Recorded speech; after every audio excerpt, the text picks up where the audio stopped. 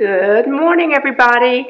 It is turning into a much better day than it has been the last few days. We had lots and lots of rain and wind. Now we just have a bit of breeze, and it's much cooler than it was. It was maybe in the 80s. Now it's probably the high 50s or 60s. Of course, it's morning and it's cooler now. And then the sun comes out, it's going to be much warmer. But I have the Christmas tree up. I'm going to turn the camera right there. Don't have the lights on it this morning, but yeah, that was a bit clumsy. I could have done a better job of that, but I have you on a stand so I can enjoy my coffee. And we're going to leave in a bit and go shopping because I need to pick up a few things like a bit more wrapping paper because I ran out. Probably go to the groceries. Nothing exciting, but I'm going to come back this afternoon. I think I'm going to cook, and while I am finishing this up and getting in the car, I'm going to show you some video that I took last night at a pre-Christmas party. Actually, it was just a dinner, and it was just beautiful. So I just took a few little shots. I didn't want to interrupt everybody in the restaurant, so I didn't take a lot, but it'll give you an idea of some things that are going on here, and I will see you in the car.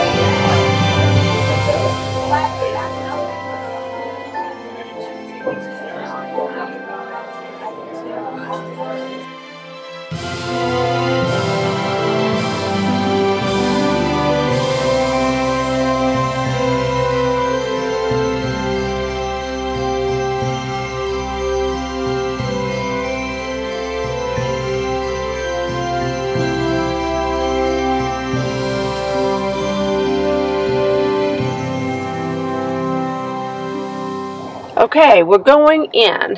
I've never seen so much traffic in one parking lot in my life, so this probably wasn't my best idea today, but let's go in and see what we can find.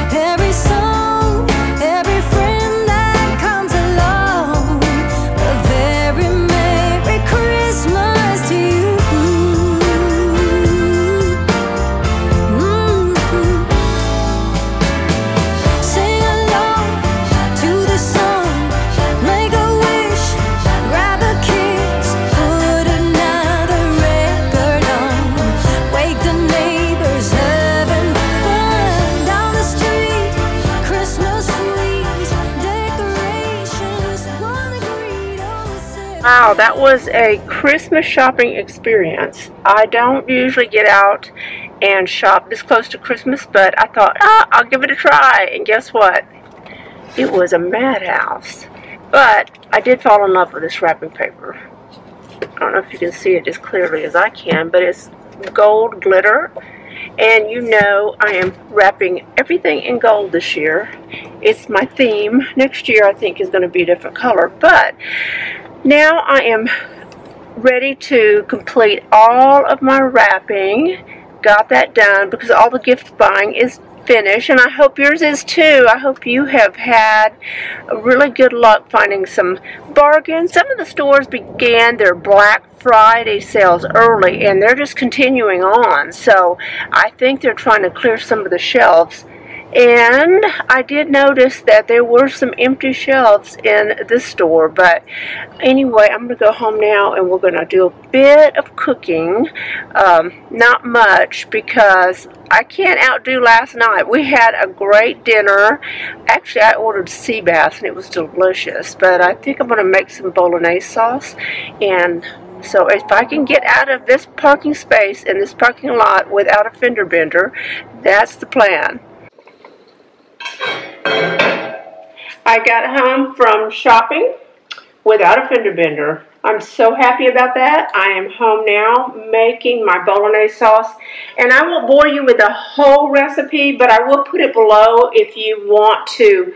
Wait a minute, my cabinet's not closed all the way. What's going on? There. So I will put the recipe for my bolognese sauce. I think everybody has a bolognese sauce that they make, that they love, but I will tell you a few of the secrets of mine. And if you do the same thing, let me know, because I don't know that many people who add these ingredients. Well, I use tomato paste. Almost everybody uses tomato paste in their bolognese sauce. And excuse my nails, I'm going to go tomorrow. Tomorrow is nail day, and I got an appointment even in the middle of all the Christmas rush.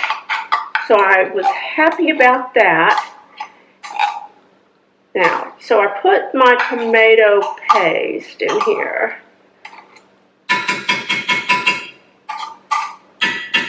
Got that. Now, secret ingredients. I add, let me stir this a moment. I add about a tablespoon of sugar to my bolognese sauce, and anyone who's ever eaten it loves it. And I do that with chili too, because to me, tomatoes are very tart, and that cuts down on the tartness. Now, my big secret, so don't tell anybody, is about, I'm going to say this, about a teaspoon. I rarely measure. So when you see my recipe, which is my recipe, I don't have any measurements on that card. It's just the ingredients. This is nutmeg, and you would be shocked how great it tastes with a tomato dish. Now, if you have not tried it, give it a try one time and see if you like it.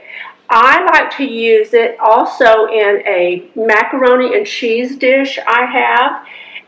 It doesn't require nutmeg, but putting nutmeg in that dish adds just another layer of flavor that is absolutely delicious. And maybe we just like nutmeg. I don't know if it's unusual or not, but we'll let that cook very, very slowly. The reason I'm making this is because I know over the next week or so we're going to be eating a lot of holiday foods. So we're going to be really tired of those very rich foods. When you make chili or a sauce like this, it's outside of the realm of holiday food, so it always tastes really great. It is somewhat like at the end of Thanksgiving and you've eaten all those leftovers, then the next day order a pizza. It just, something about it makes that pizza extra great. So keep in mind to do this if you have a chance after the holidays, because you'll appreciate it a lot more after you've eaten all those traditional holiday foods and you want something different. So I'm going to clean up my mess. I'm going to set the table, and we're going to have dinner after a while. I'm going to let this cook for a very long time. And then we may go out on a night and start a fire, because it's cool enough. I think we can enjoy it. Dinner was a success, but tonight is even better. The weather is absolutely perfect, and it's just cool enough to have the fire pit going, which is beautiful. And how about an espresso martini? And next week I'll show you how I make my espresso martinis, because you'll enjoy serving these to your family and friends. This is the perfect time of year for that cocktail. And I hope you have the merriest Christmas and the happiest New Year. Bye.